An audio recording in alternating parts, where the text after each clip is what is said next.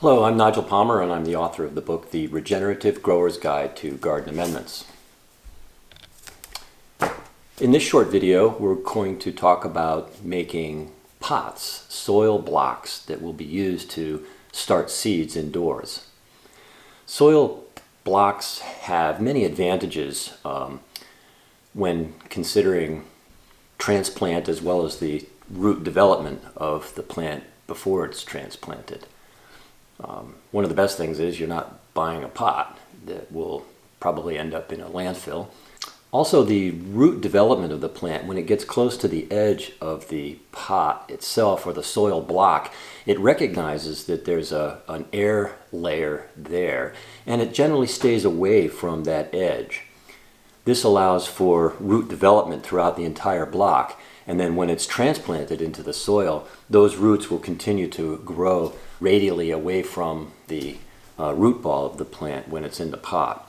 And so you don't get that root-bound root thing wrapped around the pot that will not necessarily help the transition from being in the pot to transplant.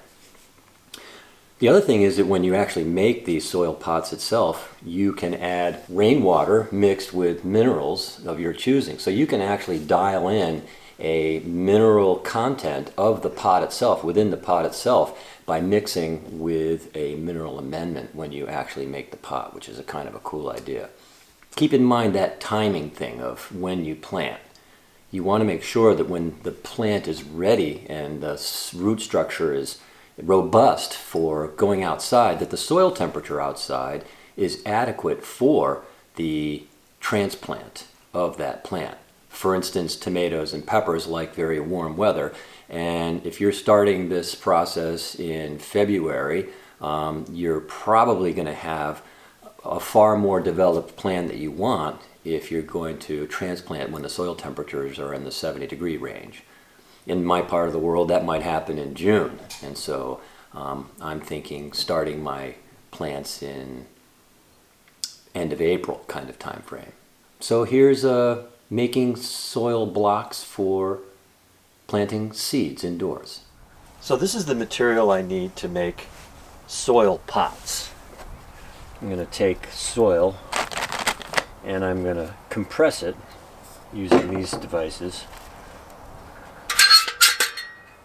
to make rectangular pots that I'll use to plant my seeds in.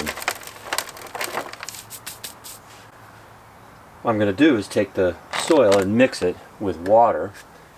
Of course, I'm not going to use just any kind of water. I'm going to use rainwater, and I'm going to add some fermented plant juice and some vinegar extraction. In this case, I'm going to use eggshell vinegar extraction, and I'm also going to use fermented plant juice of nettle in order to be sure that the water that I use has the minerals that the plant needs already within the soil block that I'm going to make. So I have a container to mix the soil and water in. I have the minerals to add to the water, and I have the compacting device to actually make the soil blocks themselves. Okay, let's see how to do this. The first thing I'm going to do is to make my water all set, because I'll want to spin this, and while I prepare everything else, I'll be able to spin this multiple times to get it just right. So I have about 4 gallons of water in here, and so for 4 gallons I'm going to add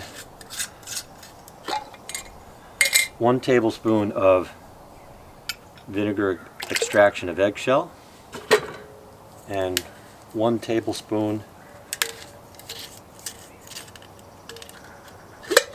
of fermented plant juice of nettle. That's 2 tablespoons, so that's a total of 500 to 1 of both of these mineral amendments. I use an electrical conductivity meter to measure the electrical conductivity of the solution that I'm using. As I'm adding mineral amendments, the conductivity will change because of the conductive material, the metals and ionic forms that are actually added into the bucket.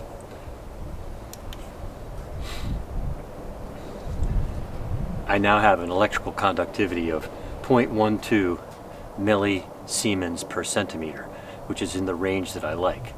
This turned out to be 500 to 1 vinegar extracted eggshells and 500 to 1 nettle fermented plant juice. So that's what I'm going with. So I actually added 2 tablespoons of each of these for this mixture. And then I begin the mixing process. Here's the first spin, and I want to get that so I've got a nice vortex in there. There we go. And I'll do that for a few seconds here. Nice vortex going all the way down to the bottom of the bucket. Nice. And I'll let that go. And I'll do that 7 times in each different direction as I prepare to get ready for everything else.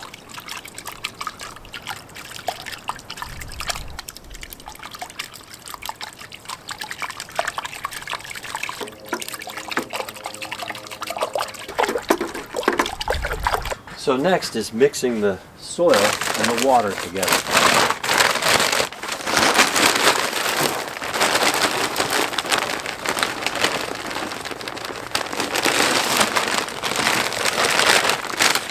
Soil and water.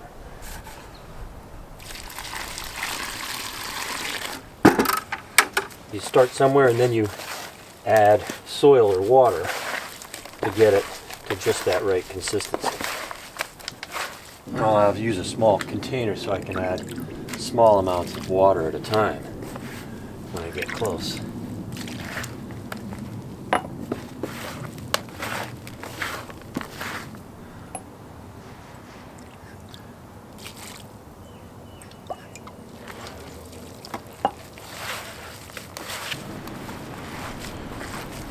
There you see the water coming out of the top. When I push down, that's getting that nice peanut butter consistency. Now about soil blockers. This is a 4 blocker. It's about 2 inches by 2 inches, and it makes a nice size block. There's also a 2 by 2 that makes for 12 at a time. So this is if you want to make more of that too. And this blocker has blocks a little bit bigger, and I'm going to use these for my tomatoes so that I have more soil for that root structure to expand into. So I've made a whole container full of this peanut butter consistent stuff. You can see it moves a little bit. There's moisture on the top. And this is of a thickness that will accommodate a little bit higher than the thickness of the block that I want to make, so there will be compaction. Now in this particular case I'm going to use the slightly larger block maker. This is what I like to use for my tomatoes. And so I will make the block by pushing down. And I want to put this on a flat that has space so I can water from the bottom and I don't have to jostle the blocks around. So I'm going to put my block on here. I'm going to bring it over here and plop it down.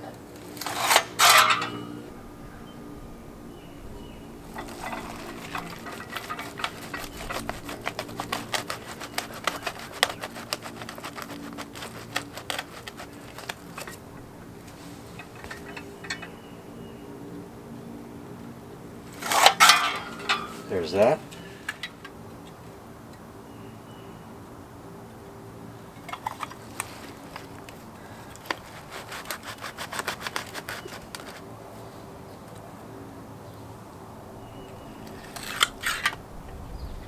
Now I have blocks ready for planting, and I have a nice moist soil, and that moisture is loaded with minerals in plant available forms, so that those seeds will get the nutrition they need immediately when they sprout. Well, I hope you found that helpful. In the next video, we'll discuss actually planting those seeds in these pots. So stay tuned for that.